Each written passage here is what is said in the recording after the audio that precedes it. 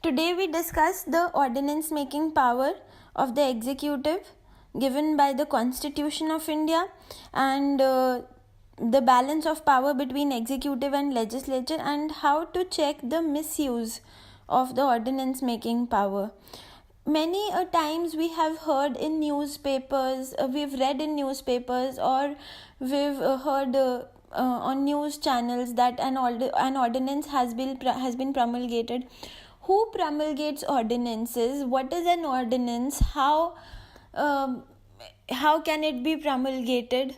See, ordinance is a kind of a law, a temporary law. And जब हम temporary laws बनाते हैं तो उसे ordinance बोलते हैं. And the term we use for ordinance is promulgate. Ordinance banana, ordinance जैसा law बनाना, temporary law बनाना, उसको हम promulgate करना बोलते हैं. That is the term we use to promulgate an ordinance. Now, according to the Constitution of India, Article 123 empowers the President to promulgate ordinances. It is under the power of President. President decide करता है कि ordinance promulgate करना है. An ordinance is promulgated during the recess of the parliament, that is when both the houses of the parliament, Lok Sabha and Rajya Sabha, are not in session, or either of the two house is not in session, because laws can be passed only by both the houses of the parliament, not by one house alone. Ordinances are temporary laws because when neither house of the parliament or even one house of the parliament is not in session, laws cannot be made. And when an urgency arises और उसी time पे law बनाना पड़ता है, एकदम urgent situation हो जाती है, तब जो law बनाया जाता है without voting by the members of the parliament, then that is known as an ordinance. Ordinances are temporary laws having the same force and effect as an act of the parliament. So the ordinance making power has been given to the president to deal with unforeseen and urgent matters when circumstances exist which render it necessary for him to take immediate action.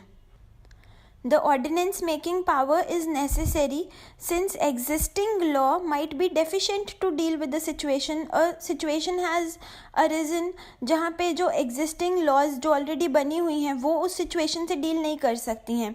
And suddenly, immediately ऐसी situation आ जाती है और parliament भी session में नहीं है. जब parliament session में नहीं है तो हम ordinary law making process की तरफ तो जा नहीं सकते because legislature is not in session. So that is why we take the ordinance route. जैसे आर्टिकल 123 कॉन्स्टिट्यूशन का प्रेसिडेंट को पावर देता है ऑर्डिनेंस प्रमलगेट करने के लिए ही, वैसे ही आर्टिकल 213 सेम पावर गवर्नर को देता है. Article 213 gives the same power to the governor of the state, that is to promulgate an ordinance. Now, this ordinance making power of the president is co-extensive with all the matters of the parliament. That means जैसा effect ordinary law का होता है जो legislature vote करके law बनाता है, वैसा ही effect ordinance का होता है except for the duration. That is ordinance एक लिमिटेड टाइम पीरियड के लिए होता है. Ordinance is not of permanent nature, it is temporary. So, the two things which make the ordinance power of the president co-extensive are: first, ordinance can only be issued on those subjects on which the parliament can make laws. And secondly, an ordinance is subject to the same constitutional limitations as an act of the parliament. Therefore, ordinance cannot abridge or take away any of the fundamental rights. Every ordinance should... See, we've already discussed that ordinances are of temporary nature. So, कब तक जो ordinance के under law बनता है, जो ordinance promulgate होता है, law बनता है, वो temporary है, वो लॉ कब तक रहेगा? Every ordinance should be laid before both the houses of the parliament when it reassembles. Ordinance तब promulgate किया जाता है जब houses of parliament session में नहीं होते. तो जैसे ही parliament के houses session में आए तो ordinance को उसके सामने वो जो ordinance law है, bill है, उसे parliament के सामने रखना चाहिए and parliament should make it a law through ordinary process. Properly उसे law बनाना चाहिए. If it is approved by both the houses, then it becomes an act. And if the parliament takes no action with regard to the ordinance, that is, the bill has not been tabled is not tabled in the house of the parliament, or the parliament doesn't vote on it, then it ceases to operate on expiry of 6 weeks from the reassembly of the parliament. Every ordinance has to be laid before the parliament, and the ordinance does not exist after 6 weeks of the next sitting of parliament. Also, the president can withdraw an ordinance at any time. However, his power of ordinance making is not a discretionary power. President अपनी मर्जी से ordinance नहीं बनाता, ordinance promulgate नहीं करता. He can promulgate or withdraw an ordinance only on the advice of Council of Ministers headed by the Prime Minister. That is why we said in the first place that ordinance making power is the power of the executive. Now, there has been a lot of controversy regarding the ordinance making power of the parliament and how it has been misused. And with that regard, there is also a Supreme Court judgment. The president can make an ordinance only when he is satisfied that the circumstances exist that render it necessary for him to take immediate action. Supreme Court has said this. In 1970, in Cooper case, Supreme Court held that the president's satisfaction can be questioned in the court on the ground of malafide. That is, the president can be questioned. Why were you satisfied that this was a case of urgency and of immediate action if a certain ordinance has been promulgated? In DC Vadhwa case in 1987, the Supreme Court pointed out that between 1967 to 81, the governor of Bihar promulgated 256 ordinances, and all these were kept in force for periods ranging from 1 to 14 years by repromulgation. What is the point of repromulgating an ordinance? During these 14 years, Parliament, that is the Legislative Assembly of Bihar, may have come in session several times, but they did not pass the ordinance as a normal law. So, what is the point of repromulgating ordinances? This simply means that the government is undermining the legitimate law-making process.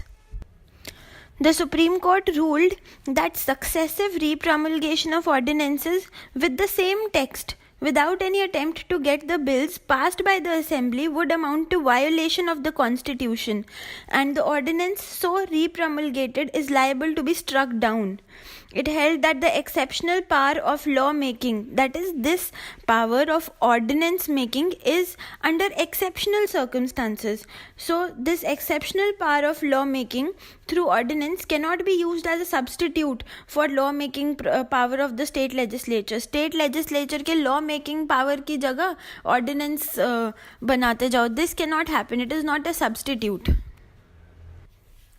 Such frequent use of ordinance promulgating power can be a characteristic of muscular executive and a comparatively weak or unstable parliament, as in the mid-1990s when coalition politics began and governments were short-lived.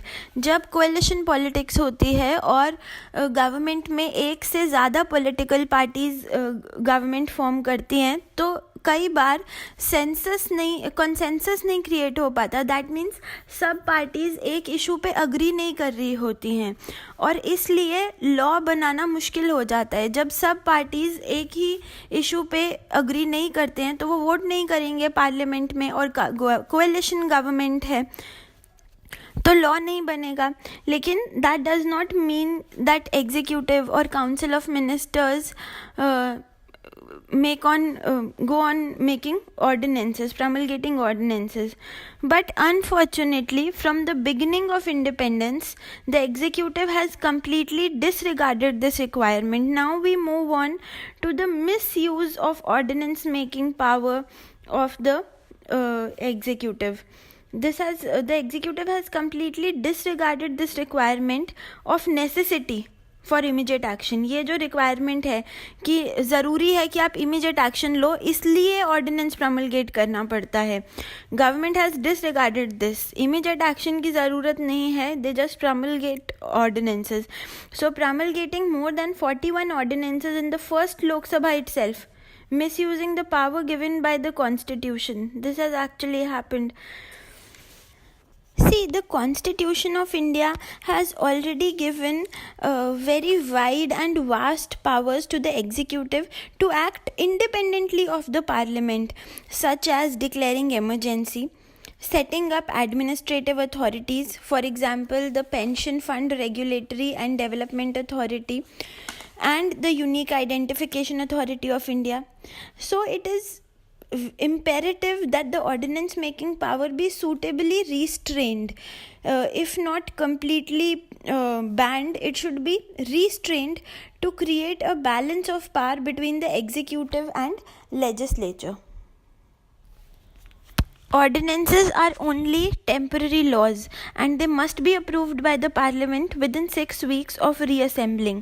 But ordinances have been repromulgated time and again and raising questions about the legislative authority of the parliament as the highest lawmaking body. Legislature is the highest lawmaking body, but when laws are being made through other processes such as promulgating ordinance, so obviously questions will be raised that whether legislature is the highest lawmaking body or not. The constitution makers of India envisaged the separation of powers within 3 organs of government, namely the executive, legislature and judiciary. The function of lawmaking lies in the hands of the legislature, which are true representatives of people, keeping the spirit of democracy intact. This ordinance making power is only exceptional. This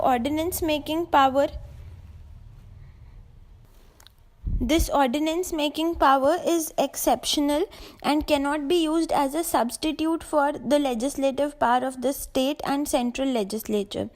Almost all ordinances passed till date have been questioned on urgency requirements, that whether it was so urgent and it cannot be waited for the parliament to come in session.